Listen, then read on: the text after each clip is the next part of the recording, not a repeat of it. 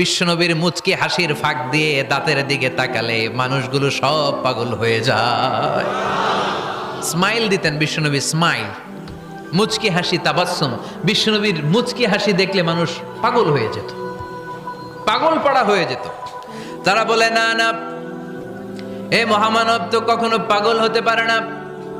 আবার মিলাতে লাগলো আবু জাহেলের কর্মীরা বলেছিল এটা নাকি বড় জাদুকর, কিন্তু তারা বলে না না, এই অসাধারণ লোকটা জাদুকরও হতে পারে না, সে তো কোনো মন্ত্র পড়ে না।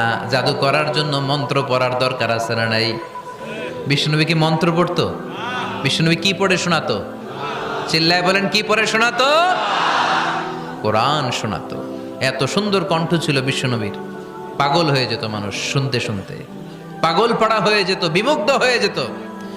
তারা সবাই বলতে আরম্ভ করলো, আবু জাহেল তুমি মিথ্যাবাদী। তবে